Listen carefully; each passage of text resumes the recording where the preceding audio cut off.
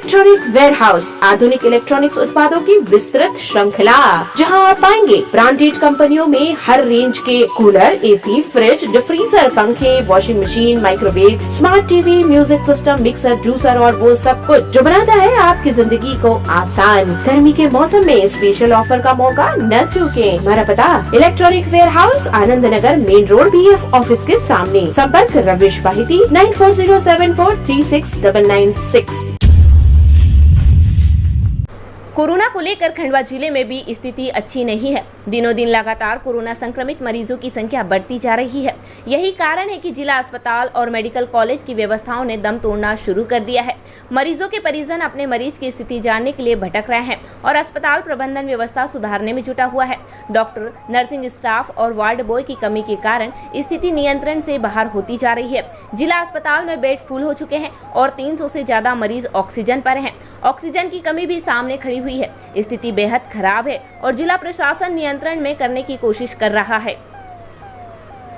खंडवा में इस समय 360 मरीज भर्ती हैं, जिसमें से 300 से ज्यादा ऑक्सीजन पर हैं और ऑक्सीजन की कमी सामने खड़ी है। कोरोना कोविड केयर वार्ड की व्यवस्था संभाल रहे मेडिकल कॉलेज के डीन की हालत खराब है। वह तमाम सुविधाएं जुटाने की कोशिश कर रहे हैं। जिला कलेक्टर ने अस्पताल में भर्ती संक्रमित मरीजों के परिजन को समय समय पर उनका अपडेट उपलब्ध कराने के निर्देश दिए हैं, लेकिन इसके बावजूद न तो परिजनों को कोई सूचना मिल पा रही है और न ही व्यवस्थाएं संभल रही है।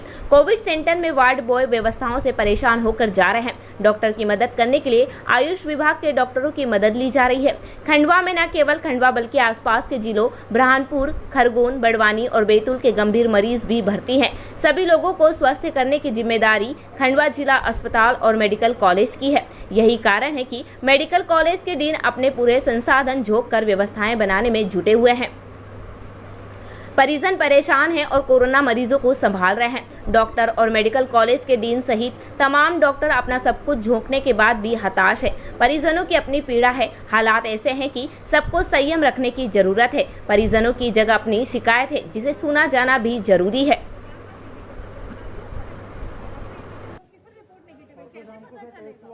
एडमिट और मौसी एडमिट है, उनका यहाँ पे 2 बार टेस्ट हुआ है, दोनों बार रैपिड वाला टेस्ट हो गया। क्योंकि सर परसों शाम को टेस्ट हुआ है और कल सुबह रिपोर्ट आ गई है। RT-PCR की रिपोर्ट इतनी जल्दी नहीं आ रही है। मेरे कज़िन की हालत ख़राब होती जा रही है, उसको लंग्स में ज़्यादा इन्फेक्शन है। यहीं के डॉक्टर्स ने उसको बोला है, पर हम लोग रिक्वेस्ट कर करके थक गए। उसको रेमडेसिविर इंजेक्शन नहीं लग रहा है और अवेलेबल होगा तो रिकमेंड कर देंगे ना, क्योंकि ये तो सभी को जानकारी है कि अगर किसी की हालत ख़राब हो रही है तो उसको ये इंजेक्शन लगना ज़रूरी है। या फिर डॉक्टर हमसे बात करके प्रॉपर जवाब दे कि रेमडेसिविर इंजेक्शन उसको क्यों नहीं लगाया जा रहा है। कल से बोल रहे हैं सर कि ICU में शिफ्ट कर रहे हैं, ICU में शिफ्ट कर रहे हैं। 24 घंटे से ऊपर निकाल दिया, उसको ICU में शिफ्ट भी नहीं कराया अभी तक। ससुर जी को मेरे साले साहब लेके आए थे और सास को भी लेके आए यहाँ पे, है ना। तो रविवार के दिन दोपहर को 2 बजे हमने यहाँ पर उनको एडमिट किया सरकारी अस्पताल में, और वहाँ पर सास की जानकारी हमको रेगुलर मिलती रही, लेकिन ससुर जी की जानकारी हमको रविवार शाम तक 11 बजे तक बैठे रहे, हमको बताया नहीं। और सोमवार को हेल्प डेस्क पे फिर हमने लिखवाया, नोट करवाया उनको कि हमारे ससुर जी शांतिलाल सोनी जी की उनके बारे में जानकारी नहीं मिल रही है। तो उन्होंने हमको 2 घंटे बाद बुलाया और फिर 2 घंटे बाद गए, फिर 3 घंटे बाद गए, फिर ऐसे करते करते हम शाम को 5-6 बजे तक सोमवार को परेशान होते रहे। बात हुई कि इनकी डेथ तो रविवार को 3 बजे ही हो गई थी जब आपने भर्ती किया, और 1 घंटे बाद ही डेथ हो गई। तो मैंने कहा कि फिर हमारे दोनों नंबर इनके पास लिखे हुए, हमको आपने कॉल क्यों नहीं किया? तो बोले वो उसके बारे में मैं आपको कोई जानकारी बता नहीं सकता, वो ऊपर से खबर ही नहीं आई हमको। और उन्होंने हमारे ससुर साहब की डेड बॉडी मरचूरी में पहुँचा दी। फिर हम प्रज्वल शर्मा जी के साथ गए और पहले हमने डेड बॉडी की शिनाख्त की कि ये डेड बॉडी वही है कि नहीं है। तो डेड बॉडी हमारे ससुर जी की थी। फिर हेल्प डेस्क लगाने से मतलब कि उसको औचित्य खत्म कर दिया। क्या मतलब जब आपको जानकारी नहीं और कितने मरीज परेशान हो रहे हैं। रिपोर्ट उनकी नेगेटिव आई थी, वो उनके पास में पूरे कागज़ उन्होंने ही रख लिए हमारे। और ससुर साहब बढ़वा के निवासी हैं। क्या नाम लिखते हैं? शांतिलाल सोनी लिखते हैं। उम्र उनकी 75 थी। कोरोना के हमारे पास अभी 360 से ज़्यादा मरीज़ एडमिट है। पूरे बेड हमारे फुल हो चुके हैं। कुछ बेड मरीज़ों को बेड हम खाली होने की जैसे डिस्चार्ज हो रहे हैं, कुछ मरीज़ अच्छे हो रहे हैं, उनको डिस्चार्ज करने के बाद उनको वहाँ बेड देने ये है। कुछ नॉन ऑक्सीजन बेड है जो बाजू में हमने लगा के रखे एक्स्ट्रा, उसमें भी कुछ मरीज़ों को रखा है हमने। जो मरीज़ों के ऑक्सीजन की ज़रूरत है उनको वो बेड पे लेके जा रहे हैं। बड़वानी डिस्ट्रिक्ट से मरीज़ है, खरगोन से है, हरदा डिस्ट्रिक्ट से है बुरहानपुर से है, इंदौर के भी 2-4 मरीज़ हैं हमारे पास। मरीज़ हमारे पास आ रहे, लगातार आ रहे हैं। हम कह सकते हैं कि 300 से ज़्यादा मरीज़ है जिनको ऑक्सीजन की ज़रूरत है, ये तो पक्का है। ऑक्सीजन हमारी अभी टैंकर निकला हुआ है, शाम तक हमारा टैंकर पहुंच जाएगा। रात तक की ऑक्सीजन हमारे पास है और रात तक ऑक्सीजन का टैंकर पहुंच जाएगा। 2 दिन बाद नहीं हुआ है, एक दिन बाद हुआ है। एक केस में हुआ है कि दूसरे दिन जानकारी पहुंची है, लेकिन कोरोना के डर से बहुत सारे लोग छोड़ के जाते हैं, हम नए रिक्रूट करने पड़ते हैं।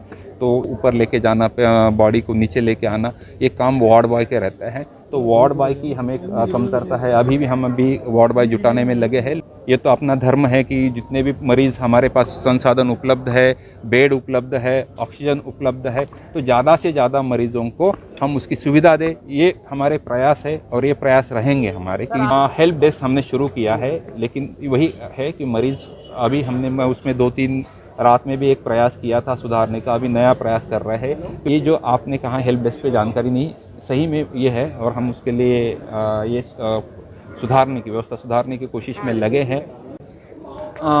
डॉक्टरों की जो है, हम हमारे डॉक्टरों को सपोर्ट करने के लिए कुछ आयुष डॉक्टर हमें CMHO से मिले हैं, वो हमारे डॉक्टरों के साथ में काम करेंगे। ये प्रक्रिया चल रही है, हमने आदेश जारी किए हैं, लेकिन वो अभी ज्वाइन होने में समय लग सकता है।